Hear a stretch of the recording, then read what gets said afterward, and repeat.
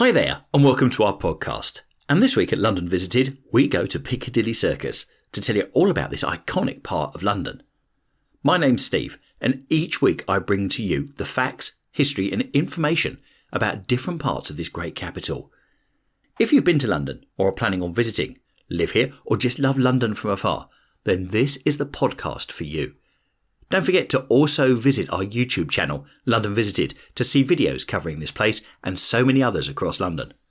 I'll put some links below. And now to this week's podcast. Piccadilly Circus is in the heart of London's West End in the city of Westminster and was built in 1819 to connect Regent Street with Piccadilly.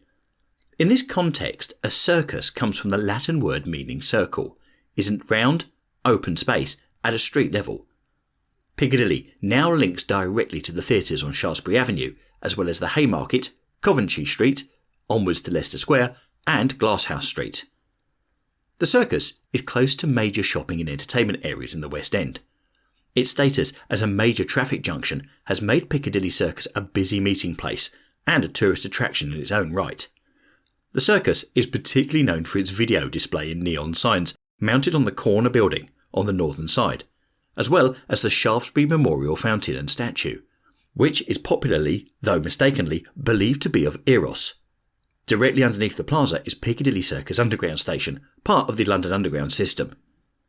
Piccadilly Circus connects to Piccadilly, a thoroughfare whose name first appeared in 1626 as Piccadilly Hall, named after a house belonging to one Robert Baker, a tailor famous for selling piccadilles, or piccadillies, which is a term used for various kinds of collars.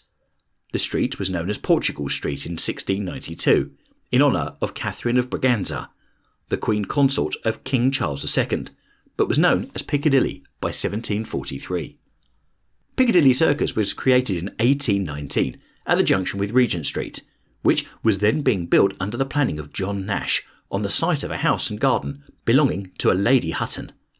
The intersection was then known as Regent Circus South, just as Oxford Circus was known as Regent Circus North, and it didn't begin to be known as Piccadilly Circus until the mid-1880s, with the rebuilding of the Regent Street quadrant and the construction of Shaftesbury Avenue. In the same period, the circus lost its circular form. The junction has been a very busy traffic interchange since construction, as it lies in the centre of Theatreland and handles exit traffic from Piccadilly, which Charles Dickens Jr. described in 1879 by the following: Piccadilly, the great thoroughfare leading from Haymarket and Regent Street. Westward to Hyde Park Corner is the nearest approach to the Parisian boulevard of which London can boast.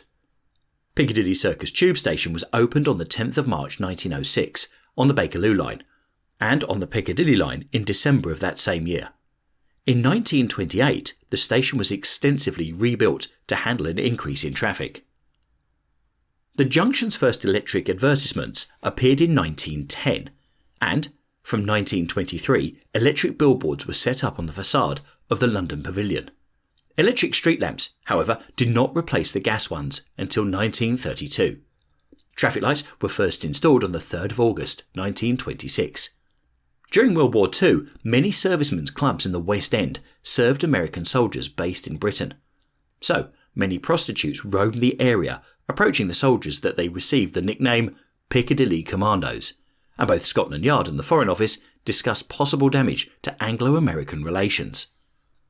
The Shaftesbury Memorial Fountain in Piccadilly Circus was put up in 1893 to commemorate the philanthropic works of Anthony Ashley Cooper, 7th Earl of Shaftesbury. It was removed from the circus twice and moved from the centre once. The first time was in 1922, so that Charles Holden's new tube station could be built directly below it. The fountain returned in 1931. During the Second World War, the fountain was removed for the second time and replaced by advertising hoardings. It was returned again in 1948. When the circus underwent reconstruction work in the late 1980s, the entire fountain was moved from the centre of the junction, at the beginning of Shaftesbury Avenue, to its present position at the southwestern corner. Piccadilly Circus was surrounded by illuminated advertising hoardings on buildings, starting in 1908 with a Perrier sign. But only one building now carries them. the one in the northwestern corner between Shaftesbury Avenue and Glasshouse Street. The earliest signs used incandescent light bulbs. These were replaced with neon lights and with moving signs. There was a large Guinness clock at one time. The first neon sign was for British meat extract, Bovril. From December 1998, digital projectors were used for the Coke sign, the Square's first digital billboard, while in the 2000s there was a gradual move to LED displays, which completely replaced neon lamps by 2011. The number of signs has reduced over the years as the rental costs have increased, and in January 2017, the 6 remaining advertising screens were switched off as part of their combination into one large ultra-high definition curved Daktronics display, turning the signs off during renovation for the longest time since the 1940s. On the 26th of October 2017, a new screen was switched on for the first time. Coca-Cola has had a sign at Piccadilly Circus since 1954. In September 2003, the previous digital projector board and the site that had been occupied by Nescafé was replaced with a state-of-the-art LED video display that curves around the building. Before Nescafé, a neon advertisement for Foster's occupied the spot from 1987 until 1999. And from 1978 to 1987, it was used by Philips Electronics. For several months in 2002, the Nescafé sign was replaced by a sign featuring the quote, "Imagine all the people living life in peace," by Beatle John Lennon. This was paid for by his widow Yoko Ono, who spent an estimated £150,000 to display an advert at this location. Coca-Cola, Diet Coke, Coca-Cola Zero, Fanta, Sprite and vitamin water have all been advertised in this space. Hyundai Motors sign launched on the 29th of September 2011. It replaced a sign for Sanyo, which had occupied the space since around the early 1988, and the last to be run by traditional neon lights, rather than Hyundai's computerized LED screen. McDonald's added its sign in 1987, replacing one for BASF. The sign was changed from neon to LED in 2001. A bigger, brighter screen was installed by Daktronics in 2008. Samsung added its sign in November 1994, the space having previously been occupied by Canon and Panasonic before that. LG were added in February 2007 on the roof of Coventry House, which diagonally faces Piccadilly Circus. On special occasions the lights were switched off, such as the deaths of Winston Churchill in 1965 and Diana, Princess of Wales in 1997. On the 21st of June 2007, they were switched off for 1 hour as part of the Lights Out London campaign. On the southeastern side of the circus, moved after World War II from its original position in the centre, stands the Shaftesbury Memorial Fountain, erected in 1892 to 1893 to commemorate the philanthropic works of Lord Shaftesbury, a Victorian politician, philanthropist and social reformer. The subject of the memorial is the Greek god Anteros and was given the name the Angel of Christian Charity, but is generally mistaken for his brother Eros. The Criterion Theatre, a Grade 2 listed building, stands on the south side of Piccadilly Circus. Apart from the box office area, the entire theatre, with nearly 600 seats, is underground and is reached by descending a tiled stairway. Columns are used to support both the dress circle and the upper circle, restricting the views of many of the seats inside. The theatre was designed by Thomas Verity and opened as a theatre on the 21st of March 1874, although original plans were for it to become a concert hall. In 1883, it was forced to close to improve ventilation and to replace gas lights with electric lights, and was reopened the following year. The theatre closed in 1989 and was extensively renovated, reopening in October 1992. On the northeastern side of Piccadilly Circus, on the corner between Shaftesbury Avenue and Coventry Street, is the London Pavilion. The first building bearing the name was built in 1859 and was a music hall.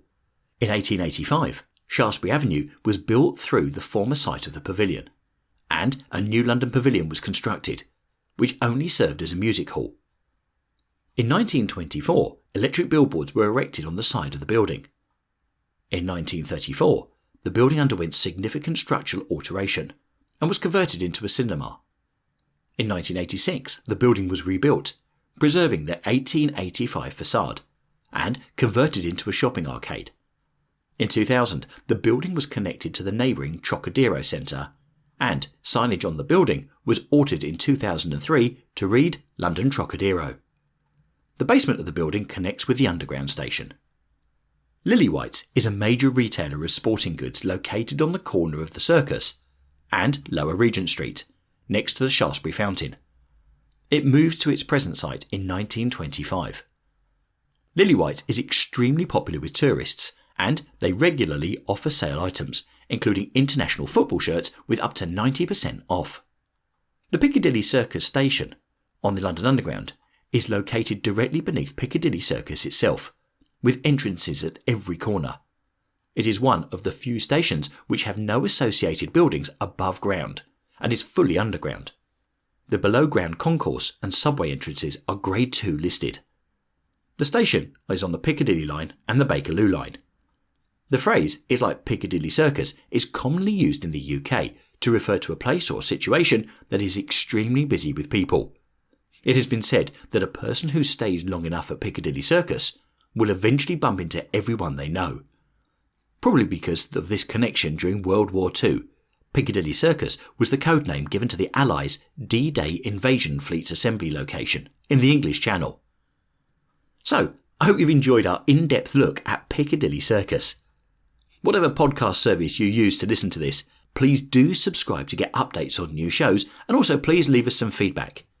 Please let me know any places that you'd like us to feature in future podcasts by emailing me directly on londonvisited@gmail.com. Thanks for listening, and really hope you enjoyed our podcast. See you soon.